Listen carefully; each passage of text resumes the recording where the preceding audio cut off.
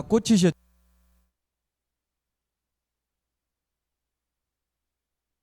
1개월 전이 아니고 2개월 전까지 계약갱신 요구를 해야 된다.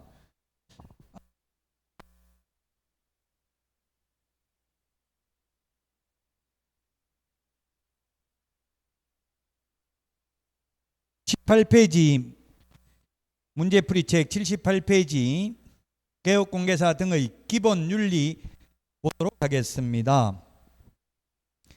피해자의 명시된 의사에 반하여 벌할 수 없는 것은 했는데 답 4번 딱 하나밖에 없습니다. 비밀준수 위반 하나만 반의사불벌죄죠. 피해자의 명시된 의사에 반하여 벌할 수 없는 것은 공인중개사법 전체에서 비밀준수 의무 위반 딱 하나밖에 4번입니다. 자, 그 다음에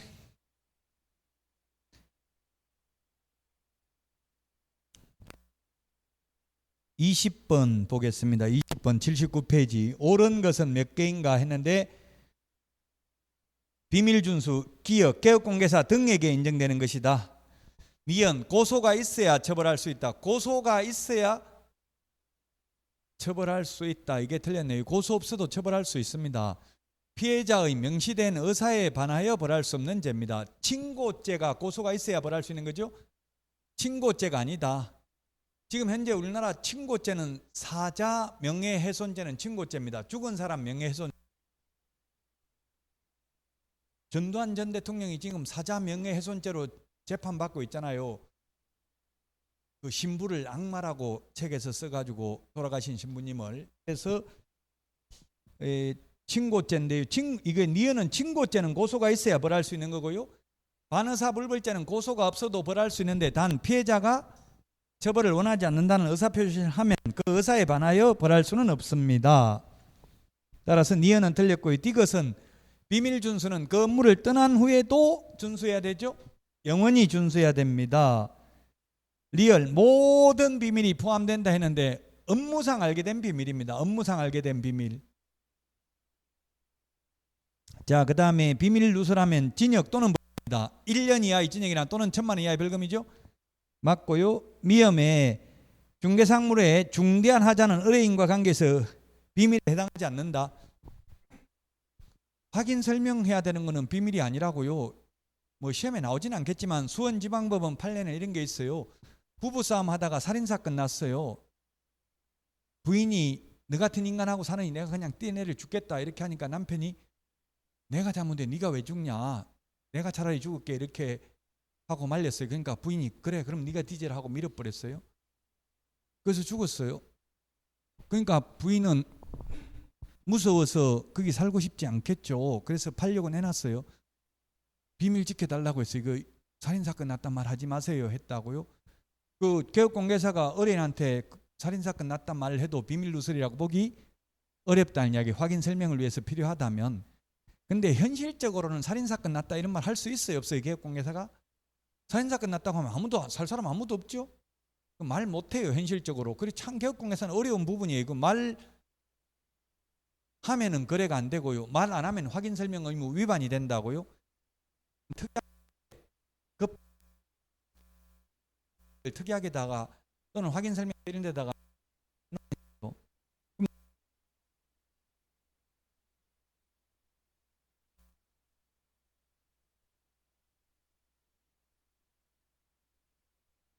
할 가능성이 있죠. 그렇다고 해서 뭐 살인사건 났다 이런 말을 현실적으로 하기는 어렵습니다. 하면 아무도 거래 안 합니다. 답은 4번입니다. 4번. 리언, 친고죄가 아니라 반의사불벌죄다. 리얼, 모든 비밀이 아니라 업무상 비밀 준수해야 된다. 20번의 답 4번이고요. 21번은 개업 공인중개사 등에게 해당되는 게 아닌 것. 답 4번입니다. 암기 프린터 31번에 거기에 개업공개사 등에게 해당되는 게 뭐라고 했어요? 예금이 비결이다 이렇게 기억을 하기로 했죠. 예방교육, 금지행위, 이중소속 금지, 비밀준수 의무 위반, 결격사유. 이건 개업공개사 등에게 해당되는 것이다. 암기 프린트 31번 맨 밑에 까만 별표 1번에 있습니다. 품위유지, 신의성실, 공정중개, 인장 등록, 서명 날인, 이거는 개공 플러스 소공에게 해당되는 거죠. 연수교육, 실무교육 이런 거는 개공 플러스 소공. 개공에게만 해당되는 게 뭐가 있나요? 암기 프린트 31번 맨 밑에 개공에게만 해당되는 게 개시 의무, 보정 설정 의무, 보존 의무, 이런 거는 개공에게만 있습니다. 정답 4번이 되겠고요. 자, 그 다음에 80페이지 금지행위입니다. 금지행위 시험에 반드시 출제되고요. 금지행위. 자, 금지행위는 우리 암기 프린터 11번에 보면 있습니다. 11번에 보면은 금지행위 개공 등의 금지행위다. 개공 등의 금지행위는 매무수거, 관직상투, 시공시. 자, 매무수거 1년 이하의 전역이나 1,000만 원 이하의 벌금, 관직상투 3년 이하의 전역이나 3천만 원 이하의 벌금. 그리고 이러한 금지행위를 하면은 개업 공인중개사는 임의적 취소, 그 다음에 취소 안 하면 업무정지,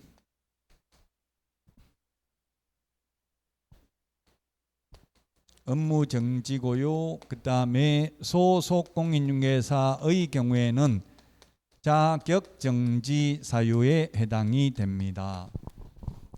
자, 근데 요거 하나는 뺐잖아요. 맨 마지막 누구든지 시세에 부당한 영향을 미칠 목적으로 개업공개사 등의 업무를 방해하는 행위, 누구든지 행정처분 대상은 아니죠. 아파트 입주자 커뮤니티, 동대표, 분여회 이런 경우 등록 취소될 수 없잖아요. 등록을 아예 안 했기 때문에. 누구든지 시세에 부당한 영향을 미치는 행위는 행정처분 대상이 아니다.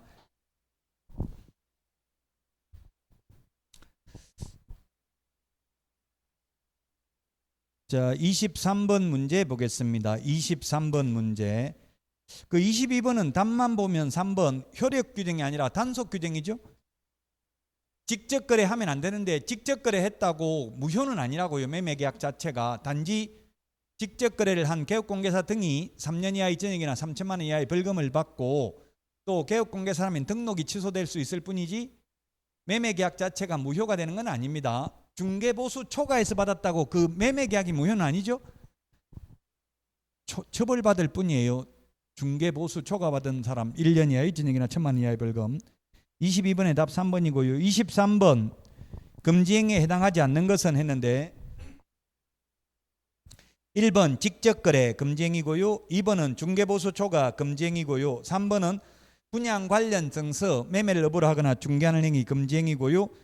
자, 그 다음에 4번은 중개 대상물 매매를 업으로 하는 것은 금지행위인데 건축자재 매매를 업으로 하거나 문구점을 운영하는 거나 이거는 금지행위 아니죠. 중개 대상물 매매를 업으로 하는 것은 금지행위인데 건축자재 매매를 업으로 하는 것은 금지행위 아닙니다. 제가 아는 분은 부부가 같이 부인은 자격증 따고요. 남편은 이거 건축자재 매매를 업을 하고 인테리어업을 하는데 굉장히 잘 되더라고. 서로 시너지 효과가 있다고요. 중개하다 보면 인테리어 해달라는 경우도 많잖아요. 리모델링 해달라고 하는 경우 그러면 직접 또 남편은 리모델링도 하고 이렇게 해서 돈 잘 버는 분 봤습니다. 건축자재 매매를 업을 해도 금지행위 아닙니다. 중개 대상물 매매를 업을 하는 거 금지행위입니다. 답 4번이고요. 5번은 미등기 전매 등 투기를 조장하는 행위를 하였다 하더라도 비록 전매 차익을 올리지 못해도 탈세를 목적으로 했기 때문에 위반입니다. 중간생략 등기하면은 중간생략 등기에서 남은 게 없다면 양도소득세는 안 내지만 취득세는 탈세했잖아요. 그래서 금지행위라고요. 탈세 목적이 있었기 때문에 비록 전매 차익을 올리지 못했다 하더라도 23번에 답 4번이 되겠습니다. 자, 그 다음에 26번 보겠습니다. 82페이지 26번 틀린 것은 했는데 금지행위 1번 가격을 속이는 것도 현업에서 대두리 친다고 하는데요. 매도인이 1억 받아달라고 하니까 매수인한테 1억 1350만 원입니다. 이런 식으로 뒤에 끝다리를 붙여가지고 대두리 친다고 그래. 그 뒷다리 좀 깎아주세요 하면 그럼 이거 깎아주면 복비는 못 받는데 저 사람한테 매도인한테 그럼 복비 더블로 줄 거냐 이런 식으로 해서 예 더블로 드리겠습니다. 최대한 깎아주세요 하면 뒤에 끝다리 깎아주고 떼먹고 이렇게 하면 금쟁이 거짓된 은행에 해당된다는 게 판례입니다. 1번 금쟁입니다. 자, 그 다음에 동호수가 특정된 분양권 중개를 하는 것은 분양 관련 증서 아니죠? 그 전매 제한이 되지 않았다면 가능합니다. 금쟁에 해당하지 않습니다. 그 다음에 3번 상가 전부 매도 시 사용하려고 매각 조건 등을 기재하여 인쇄해 놓은 양식의 매매 대금과 직업기일 등 해당 사항을 기재한 분양계약서는 양도, 알선 등이 금지된 부동산 분양 등과 관련 있는 증서에 해당하지 않는다. 지금 상가 같은 경우 전부 다 사전 분양을 하고 있어요. 그건 불법이 아니라고요. 지금 시흥시 거북섬에 상가 분양하는데 10억 정도 하라고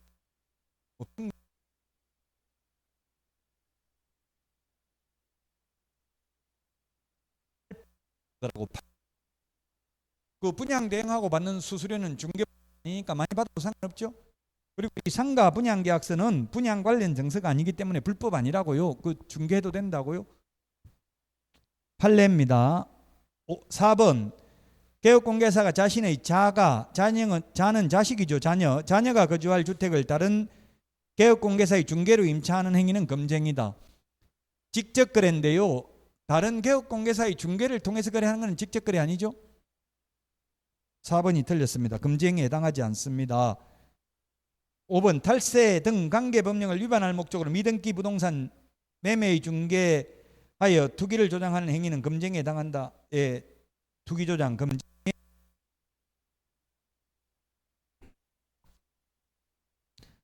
자, 그 다음에 30번 보겠습니다. 84페이지 30번. 누구든지 시세에 부당한 영향을 줄 목적으로 개업공개사 등의 업무를 방해해서는 아니 된다. 다음 중 명문화된 금지행에 해당하는 것은 몇 개인가? 업무 방해하는 것입니다. 기업, 안내문, 온라인 커뮤니티 등을 이용하여 특정 개업공개사 등에 대한 중개 의뢰를 제한하거나 제한을 유도하는 행위. 아파트 입주자들한테 저 A 행복공인중개사 사무소 저기는 내놓지 맙시다. 그렇게 할 수 있다고. 저기는 우리 말도 안 듣고 계속 다른 아파트보다 더 낮게 내놓는데 내놓지 맙시다 하면 해당되고요. 3년 이하의 징역이나 3천만 원 이하의 벌금이고요. 니은 안내문, 온라인 커뮤니티 등을 이용하여 중개사물에 대하여 시세보다 현저하게 높게 표시 광고 또는 중개하는 특정 개업공개사 등에게만 중개 의뢰하도록 유도함으로써 다른 개업공개사 등을 부당하게 차별하는 행위. 뉴스에 나온 거 보면 용인시에 특히 많이 있다더라고요. 용인시에 분여회에서 착한 공인중개사 인증서를 주더라고요. 그 인증서 있는 중개업소만 이용하자 이렇게 한다고요. 그 착한 공인중개사 더 비싸게 내놔달라고 하면 비싸게 내놔주는 경우가 해당되겠죠. 용인이 동백지구를 빼고는 전부 다 난개발입니다. 수지지구 이런 데는 난개발이에요. 수지. 그래서 나중에 부동산 가격이 폭락하면 제가 볼 때는 용인시는 좀 위험한 지역이에요. 지금 굉장히 높게 거래는 되고 있습니다. 용인시. 동백지구는 또 너무 많이 떨어져 있어가 지금 교통이 약간 불편하죠. 지금은. 동백지구는 계획도시이기 때문에 괜찮은데 나머지 수지 같은 데는 굉장히 난개발. 수지 난개발 때문에 그 국토의 계획 및 이용에 관한 법률이 제정됐습니다. 옛날에는 국토 이용 관리법이었어요. 옛날에는 국토를 이용하는 게 우선이었다고, 무조건 개발이 우선이었다고요. 근데 지금은 법 이름에 뭐라고 되어 있어요? 국토의 계획, 선계획, 후개발이에요. 국토의 계획 및 이용에 관한 법률을 한마디로 말하면 선계획, 후개발이라고 딱 한마디로 줄이면, 옛날에는 국토 이용 관리법, 이용하는 게 우선이었다고요. 개발하는 게. 김대중 정부 때 국토의 계획 및 이용에 관한 법률이 제정되어서 노무현 정부 때부터 시행됐습니다. 수지 난개발 때문에. 디귿 안내문, 온라인 커뮤니티 등을 이용하여 특정 가격 이하로 중개 의뢰하지 아니하도록 유도하는 행위. 우리도 7억 밑으로 내놓지 말자 이런 식으로 유도하는 경우. 리얼 정당한 사유 없이 개업공개사 등의 중개상물에 대한 정당한 표시광고 행위를 방해하는 행위. 옆에 아파트만큼 우리도 높게 안 올리면은 가만 안 두겠다, 이런 것들이 되겠죠. 미엄 개업공개사 등에게 중개상물을 시세보다 현저하게 높게 표시광고를 강요하거나 대가를 약속하고 시세보다 현저하게 높게 표시광고하도록 유도하는 행위, 전부 다 해당됩니다. 이거 전부 다 명문규정이 있습니다. 이게 뭐냐면 누구든지 시세에 부당한 영향을 미치는 행위를 하는 것입니다. 이거 3년 이하의 징역이나 3천만 원 이하의 벌금에 해당됩니다. 자, 그 맨 마지막에 광고 동그라미 하시고요. 그 광고가 미엄에도 광고가 있고 리얼에도 광고가 있잖아요. 광고라는 말이 붙는 게 이렇게 3년 이하의 징역이나 3천만 원 이하의 벌금입니다. 여기에 해당되면 개업공개사가 아닌 자가 표시광고하면 1년 이하의 징역이나 1,000만 원 이하의 벌금입니다. 부당한 표시광고, 허위매물, 미끼매물, 낚시매물 올리면 500만 원 이하의 과태료입니다. 개업공개사가 광고하면서 중개보조원 이름 적으면 100만 원 이하의 과태료입니다. 성명, 소연 등을 안 적어도 100만 원 이하의 과태료고요. 소면, 종가형, 총사방, 개개, 입주간 이런 거 안 적으면 100만 원 이하의 과태료입니다. 그래서 광고라는 말이 들어가는 게 모든 처벌 규정에 다 해당될 수도 있다는 점을 유의하셔야 되겠습니다. 85페이지 확인 설명 의무입니다. 우리 공인중개사법에서 가장 중요한 게 확인 설명이고요. 확인 설명을 잘못하여 의뢰인에게 재산상 손해가 발생하면 그 손해를 배상해야 된다. 요약집 52페이지에 보면은 맨 위에 표에 요약집 52페이지 확인 설명과 확인 설명서 작성 교부의 차이점이 있습니다. 자, 문제 풀면서 보충해서 보도록 하겠습니다. 85페이지 옳은 것은 했는데 중개보조원은 확인 설명 의무가 있다. 보조원은 설명하면 안 됩니다. 못하죠. 중개 업무 할 수 없으니까 보조원은. 1번 틀렸고 2번은 소속공개사는 그 소속 개업공개사인 법인의 임원이 될 수 없다. 틀렸네요. 다른데 이중소속은 안 되지만 이 회사에 자격증 있는 사람은 임원 될 수 있죠. 임원 될 수 있습니다. 임원은 대표자를 제외하고 3분의 1 이상이 공인중개사이어야 하죠. 다른 사무소에 가서 이중소속은 안 되죠. 2번도 틀렸고 3번 외국인은 공인중개사가 될 수 없다. 외국 사람도 자격 취득할 수 있다. 자격 취득했으면 우리나라에서 개업할 수 있다. 그러나 우리나라 사람이 외국 가서 자격증을 따와도 공인중개사 아니다. 외국 자격증 가지고는 우리나라에서 개업할 수 없다. 자, 그 다음에 4번에 보면은 확인 설명하지 않거나 근거자를 제시하지 않는 경우에는 500만 원 이하의 과태료로 받겠다고 했잖아요. 옛날에 업무정지에서. 요약집 52페이지 맨 위에 표 위반시 제재 왼쪽에 개업공개사는 500만 원 이하의 과태료, 소속공개사는 자격정지죠. 확인 설명 잘못한 경우. 4번이 답입니다. 이게 2014년도에 업무정지에서 500만 원 이하의 과태료로 받겠습니다. 4번이 답이 되겠고요. 자, 그 다음에 토지용계획 설명할 사항이 아니다 했는데 암기 프린트 6번 설명해야 될 사항 기권, 가공, 상태, 환지세 9가지. 이게 공이 뭐냐면 토지용계획, 공법상 이용제한 거래규제죠. 설명해야 됩니다. 기권, 가공, 상태, 환지세 암기 프린터 6번에 있습니다. 따라서 4번이 정답이고요.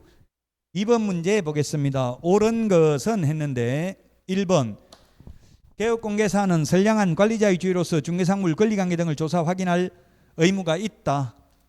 판례입니다. 성관주의 의무 판례. 법조문이 아니고요.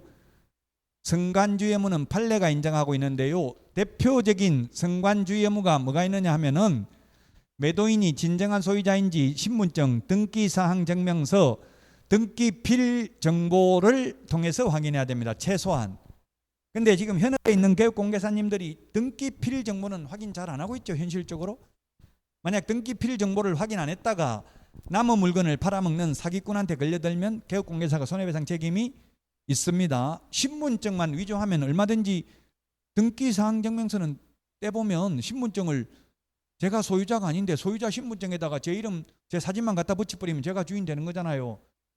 등기필 정보는 재발급이 안 되잖아요. 본인만 가지고 있죠. 그래서 등기필 정보 꼭 확인해야 됩니다. 여러분들은 현업에 나가면. 근데 그렇게 하다가 저도 망했어요. 다른 사람 아무기나 안 하는데 자꾸 저만 손님한테 가져오라니까 아저씨 왜 그러는데 옆에 중개업소는 안 그러는데 하니까 그래도 저는 꼭 있어야 됩니다. 이러니까 그래가 잘렸어. 사장한테. 너 왜 이렇게 돌대가리냐, 그렇게 머리가 안 돌아가냐, 융통성이 없냐, 이렇게 이야기하더라고요. 현업에서는. 참 어려운 부분이에요. 그래서 대충 하면 사고 나고, 그렇다고 철저하게 하다 보면 사회를 개혁하려고 하면 개혁하려는 사람만 희생당한다고요. 혼자서 이거 서류 가지고 오라고 하니까 엄청나게 짜증내요. 왜 아저씨 귀찮게 하냐, 이렇게 하는 경우도 있더라고요. 그러나 시험에 나오면 확인해야 됩니다. 1번이 정답이고요. 2번, 공동중개하면 모든 개업공개사가 다 계약서 확인설명서에 서명 및 날인해야 되고요. 부동산 거래 신고서에도 공동중개했다면 모든 개업공개사가 서명 또는 날인해야 됩니다. 계약서 확인설명서만 서명 및 날인이고 그 외의 모든 서류는 서명 또는 날인이라고 했죠. 한 명만 하면 안 되는 게 아니라 전부 다 해야 됩니다. 자, 그 다음에 3번, 확인설명은 중개 완성된 후에 하는 게 아니라 완성되기 전에 해야 됩니다. 중개 완성되기 전에 해야 되고요. 손해배상 책임을 보장하기 위한 보정 설정은 중개 완성된 때 하죠. 중개대상물 확인 설명은 취득 의뢰인에게만 하는데 손해배상을 위한 보정 설정했다는 것은 거래 당사자 쌍방에게 설명해야 됩니다. 4번, 주거용건 충분히 구조나 진동에 관한 확인 설명 의무는 없다 했는데 기본 확인사항입니다. 기본적 사항입니다. 설명해야 됩니다. 5번, 계약 확인 설명서 당사자 쌍방에게 교부하고 5년간 보존해야 된다 했는데 5년 보존이 아니고 3년 보존입니다. 원본, 사본, 전자문서 보존하면 되는데 몇 년 보존한다? 설명서 전속 중개계약서는 3년.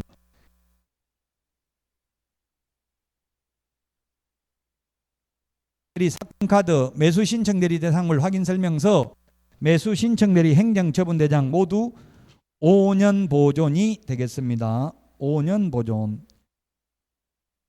자, 그 다음에 33번 보겠습니다. 87페이지 33번. 틀린 것은 했는데 기억, 권리관계 등의 경우 등기사항 증명서 등 근거 자료를 취득하려는 의뢰인에게 제시하면 설명해야 됩니다. 권리관계는 등기사항 증명서, 공법상 이용제한 거래규제는 토지이용계획 확인서를, 기본적 사항은 토지대장, 건축물대장, 임야대장 이거 보여주면서 면적이 몇 제곱미터입니다. 기억은 맞습니다. 미연에 개업공개사의 자료 요구에 대해서 중개 의뢰인이 자료를 제공하지 않는 경우 개업공개사는 조사할 권한이 있다. 없죠. 수사관이 아닌데 뭐 수사할 수 있는 게 아니잖아요. 상태가 도배가 깨끗합니까? 물어보는데 주인이 안 알려주면 문 닫고 들어가서 볼 수 있다. X죠? 없습니다. 그러니까 친화력을 발휘해서 어떻게든지 알아내야 됩니다. 오빠, 사장님, 회장님 이런 말 써가지고 알아봐야 돼요. 남자들은 뭐 오빠라고 하면 웬만하면 다 열어줘요. 여자분한테 이제 대하기가 어려워요. 여자분들한테도 사모님 이러면 기분 나빠할 수도 있어요. 그러니까 여자분한테도 요즘은 사장님, 회장님 이렇게 중립적인 단어를 많이 사용하더라고요. 어쨌든 친화력을 발휘해서 알아내야지 강제로 알아낼 수는 없습니다. 주인이 안 알려준다고 문 따고 들어가서 볼 수 있는 건 아닙니다. 니은 틀렸고요. 디귿은 법인의 분사무소에서 중개가 완성되어 계약서를 작성하면서 확인설명서를 작성한 경우에는 대표자가 서명 및 날인해야 된다 했는데 분사무소인 경우 책임자입니다. 틀렸고요. 그래서 리얼은 유치권은 확인 설명 안 해도 된다. 유치권, 분묘기지권, 법정지상권, 특수지역권 등기사항 증명서에는 나타나지 않지만 모든 권리관계 다 설명해야 됩니다. 거의 설명 안 했다가는 나중에 책임져야 된다고요. 이론적으로는 다 설명해야 됩니다. 등기부에 나타나는 것만 설명하면 된다. X죠? 안 나타나는 것도 설명해야 됩니다. 이게 어려운데 기출문제 미음인데 중개사물 확인설명서 서식에는 권리관계의 증명 근거로 지형도는 명시되어 있지 않다. 예, 지형도는 명시되어 있지 않습니다. 지적도, 임야도는 있는데 지형도는 없습니다. 우리 요약집 154페이지 맨 위에 한번 보세요. 154페이지 맨 위에 154페이지 맨 위에 보면 근거자료 등에 보면 등기권리증, 등기사항증명서, 토지대장, 건축물대장, 지적도, 임야도, 토지이용계획 확인서 그 밖의 자료 지형도는 없잖아요. 없죠. 이게 지금 등기권리증이라고 되어 있잖아요. 등기권리증이 아니라 지금 등기필요하죠. 등기법에서는. 근데 아직 공인중개사법은 등기법 개정된 걸 이건 제가 잘못 적은 게 아니라 서식 자체가 이렇게 불비라고 등기권리증, 우리 동네 말로 등기권리증 이런 말 많이 하잖아요. 원래 정확한 표현은 등기필정보인데 어쨌든 그 154페이지 맨 위에 서식을 봐야 되니까 이게 굉장히 어렵다고. 사실 서식을 봐야 되니까 지형도는 없습니다. 답 2번이 되겠습니다. 88페이지 계약서 작성 보도록 하겠습니다. 계약서 작성.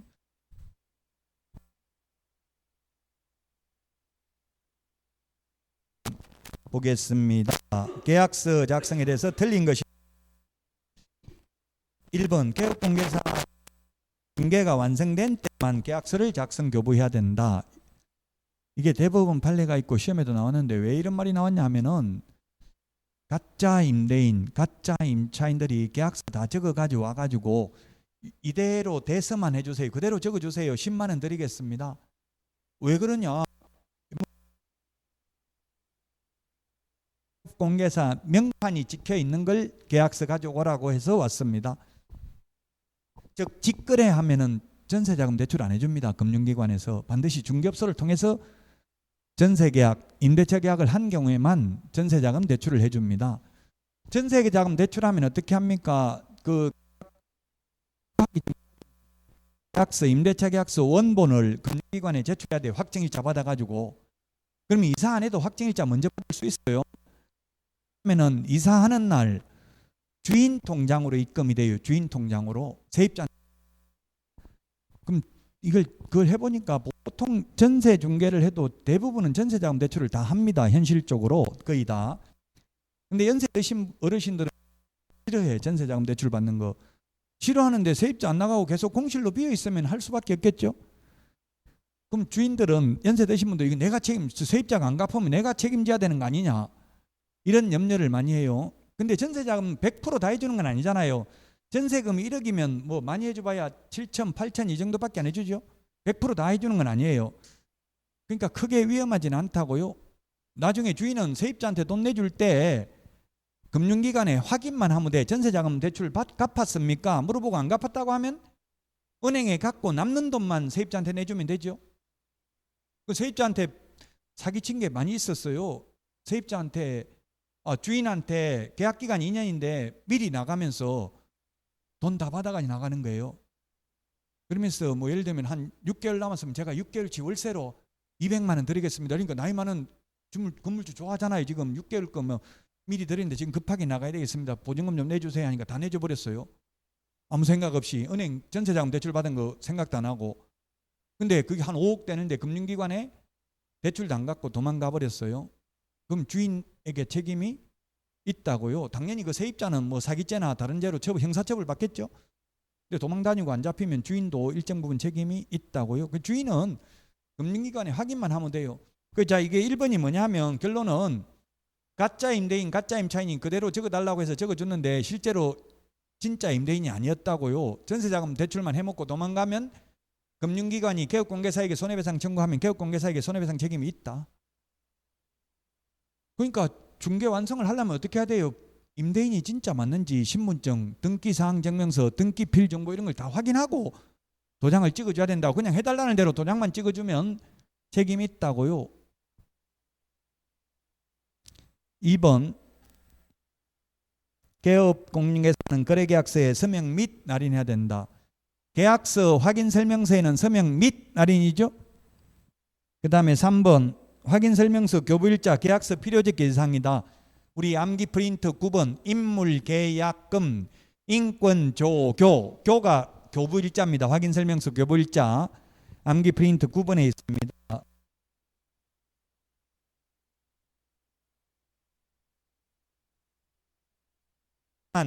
전자문서센터에 보관된 경우는 종이계약서를 보존 안 해도 된다. 공인전자문서센터라고 하면 전자계약서를 작성한 경우를 말합니다. 전자계약서 작성했으면 출력해서 보존 안 해도 된다. 5번 개업공개사가 하나의 거래계약에 대하여 서로 다른 둘 이상의 계약서를 작성한 경우 등록한 정은 등록을 취소해야 된다가 아니라 취소할 수 있다. 암기 프린트 53번 표 밑에 이중등록, 이중소속, 이중사무소, 이중계약서, 이중지급 정리해놨습니다. 이중계약서죠. 이게 서로 다른 둘 이상의 계약서. 이중계약서 적으면 임의적 취소, 취소 안 하면 업무정지, 소속공인중개사 정지 사유에 해당이 됩니다. 자, 그 다음에 38번 보겠습니다. 38번 89페이지 계약서 필요적 계상 우리 암기 프린트 9번 인물계약금 인조교가 있는데 2번이 답입니다. 계약서 5년 보존해야 된다. 이런 걸 계약서에 적지는 않습니다. 인물계약금 인권조교 9번에 있습니다. 답 2번이고요.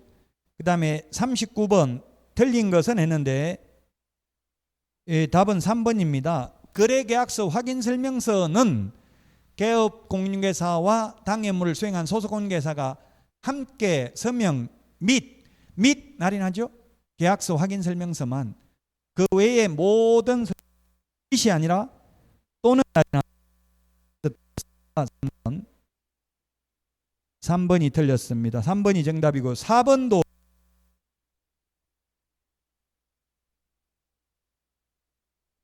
날인하도록 되어 있는 게 아니라 서명 또는 날인하도록 되어 있습니다. 156페이지 요약집 서브노트 요약집 같은 말입니다. 156페이지 맨 밑에 한번 보세요. 156페이지 맨 서명 및 날인해 보면 맨 밑에 개업공개사와 공개사는 서명 및 날인하는데 매도인, 매수인, 임대인, 임차인은 서명 또는 날인하도록 입법화되어 있죠. 이게 어려워요. 서식을 봐야 알 수 있는 거잖아요. 156 맨 밑에 서식 거래 당사자는 서명 또는 날인하도록 입법화되어 있습니다.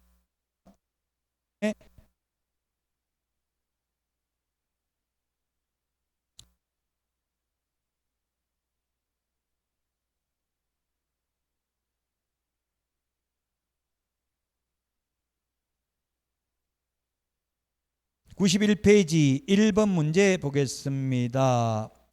틀린 것은 했는데 1번 보정 설정은 업무 개시 전에 해야 됩니다. 업무 개시 전에 암기 프린트 56번에 1번에 있습니다. 업무 개시 전에 보정보험, 공제, 공탁 중에서 3개 다 가입해도 되고 하나만 가입해도 상관없습니다. 업무 개시 전입니다. 일이 없습니다.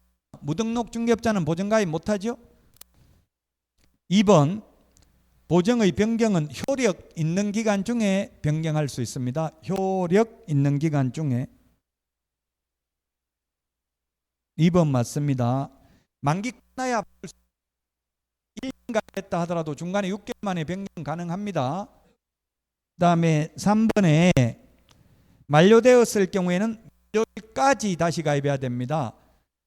만료일까지 다시 가입해야 된다. 암기 프린트 56번에 보면은 보정 있습니다.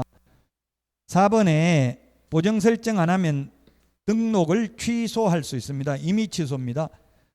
5번 아니라 15일입니다. 암기 프린트 49번에 1번에 있죠. 49번에 1번 15일 이내 손해배상을 해주고 나면 15일 이내에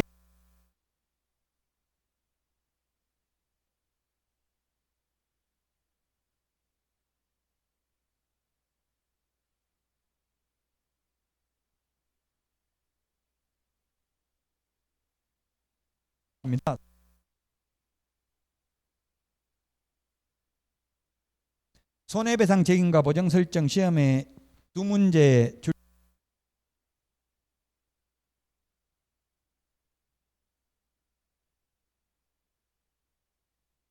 보정 설정해야 된다. 미리 못한다고 했죠.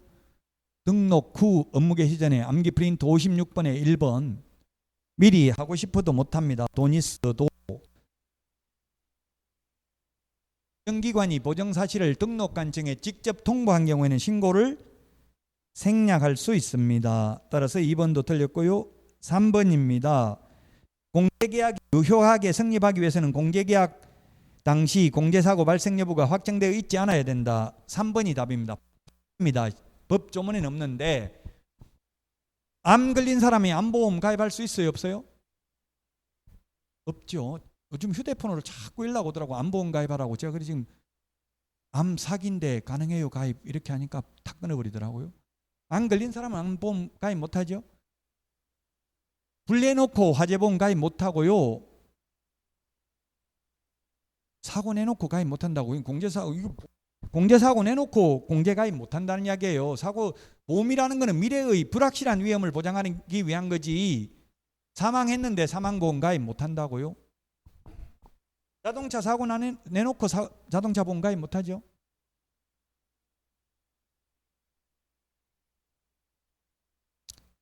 자, 그래서 3번이 정답입니다. 판례입니다. 4번은 특수법인은 보정 설정 안 해도 된다. 특수법인 보정 설정해야 되고 단 특수법인 중에서 지역농협은 1,000만 원 이상 가입이고요. 나머지 산업단지관리기관, 지역산림조합, 한국자산관리공사에 대해서는 특별한 특례가 없습니다. 예외가 없어요. 그러면 일반 법인하고 똑같이 2억 원 이상 가입해야 된다고요. 특수법인도. 지역농협 빼고는. 그래서 틀렸고 5번 특수법인도 예외가 등록 기준을 적용하지 않고 분사무소 책임자가 공인중개사이어야 한다는 규정은 특수법인 적용되지 않습니다. 나머지는 특수법인도 인장 등록해야 되고요. 보정 설정해야 되고 이런 거는 특례가 없으면 다 해야 됩니다. 5번에 분사무소 설치한 후 보정 설정해야 된다 했는데 암기 프린트 56번에 2번, 3번 분사무소 설치 신고 2번, 3번 매수 신청 대리인 등록 신청의 경우 미리 보정 설정해야 되죠. 미리. 처음에 등록할 때는 미리 못하고요. 등록 후 업무 개시 전입니다. 43번에 답 3번이 되겠습니다.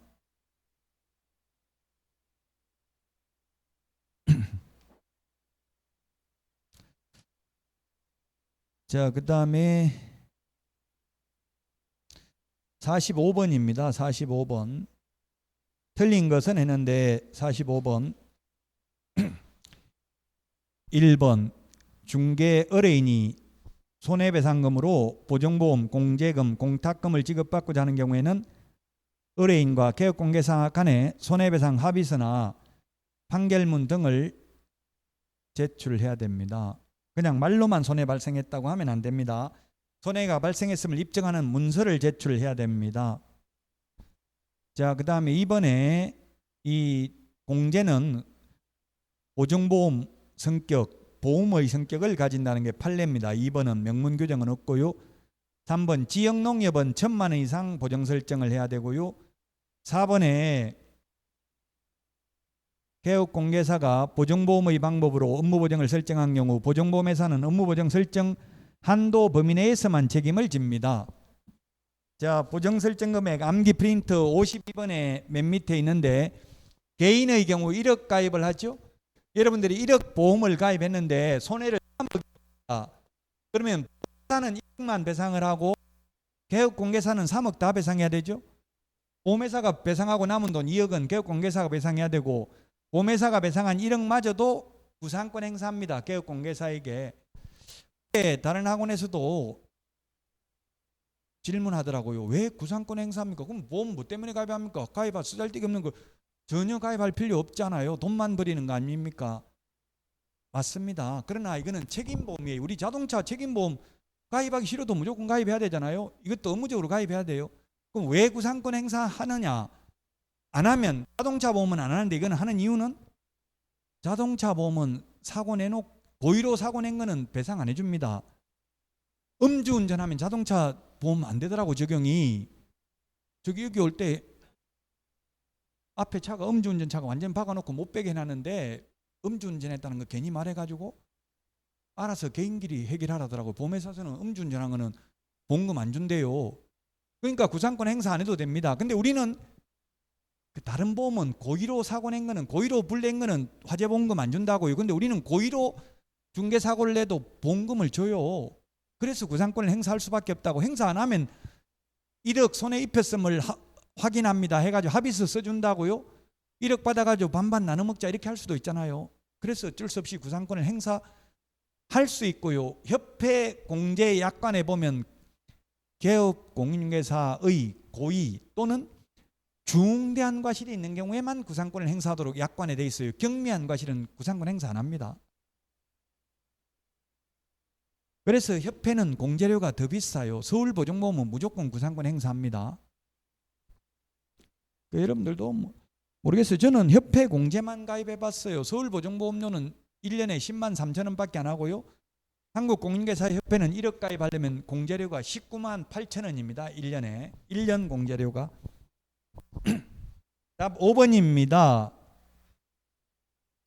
중개보조원이 중개업무에 관하여 고의로 인한 위법 행위로 거래 당사자에게 손해를 입힌 경우 개업공인중개사는 이 법령에 따른 손해배상 책임을 지지 않는다. 틀렸죠? 집니다.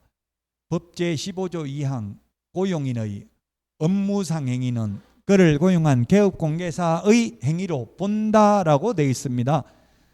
따라서 직원이 손해를 입혔다면, 재산상 손해를 입혔다면 1번 직원에게만 손해배상 책임이 있다. 2번 사장에게만 책임이 있다. 3번 두 사람 모두에게 책임이 있다. 답이 뭡니까?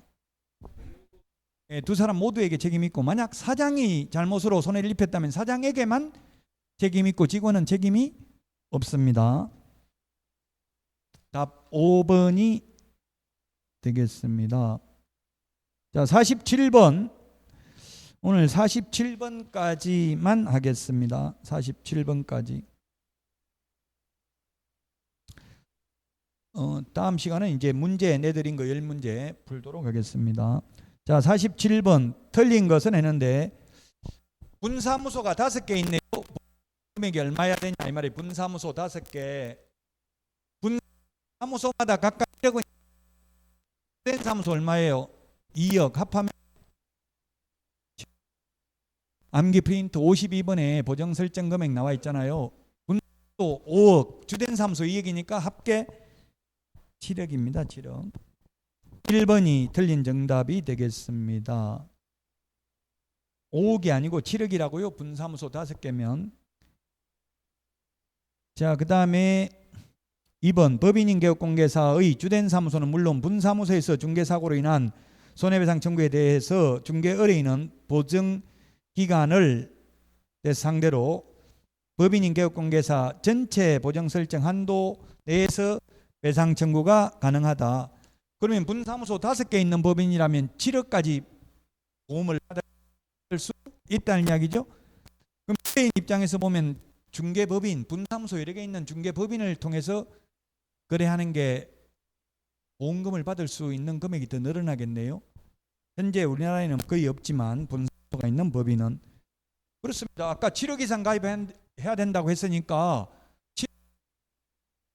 사무소 한 군데서 사고를 냈다 하더라도 보정기관은 보정 설정 한도액 범위 내에서만 배상하죠. 개업공개사는 손해액 전부를 다 배상해야 됩니다.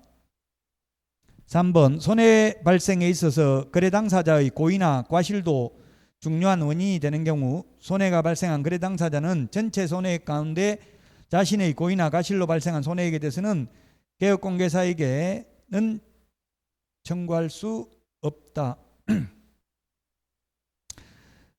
판례인데요. 3번 이게 뭐냐면 개업공개사는 고도의 주의 업무가 있는 게 아니라 선량한 관리자의 주의 업무가 있기 때문에 회사 말만 믿은